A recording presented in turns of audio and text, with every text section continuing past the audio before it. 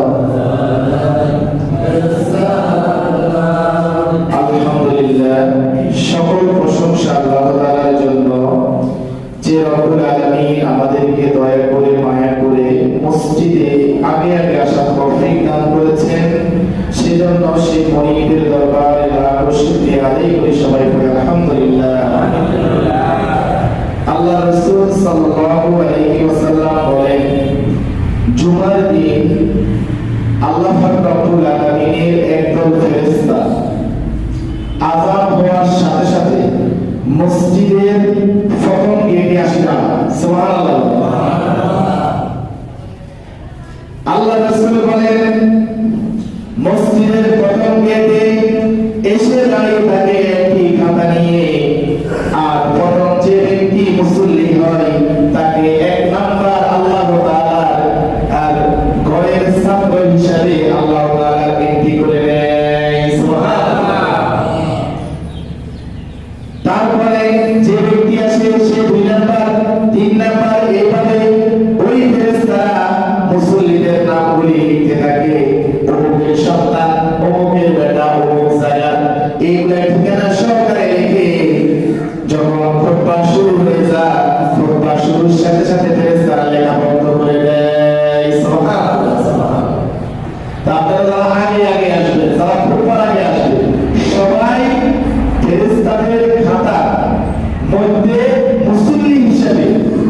মুসল্লি হিসাবে আপনারা পরিগণিত হবেন সুবহানাল্লাহ কত সৌভাগ্য ওই খাতা নিয়ে জুমার নামাজের পরে ফেরেশতারা চলে যান আল্লাহর দরবারে গিয়ে বলতেছেন আল্লাহ গো পৃথিবীর সকল মায়াকে ছেড়ে দিয়ে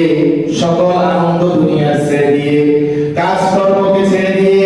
আযান যখন দিয়েছে মুয়াজ্জিন সাহেব আল্লাহু আকবার আল্লাহ মহান আর কোন ব্যক্তি মহান নয় যে মহান মালিকের ডাক এসেছে ওই মহানের এখন ইবাদত করতে হবে আর কোনো কিছু তোমার জন্য বড় কাজ হতে পারে না সুবহানাল্লাহ যখন আল্লাহু আকবারের সাথে সাথে মুসল্লিরা আসতে শুরু করে আপনাদেরকে যে কথা বললাম একদল ফেরেশতা আপনার বাপের নাম আপনার নাম আপনার গ্রামের নাম লিখে সুন্দর করে এন্ট্রি করে নেয় ঠিকানাটা নিয়ে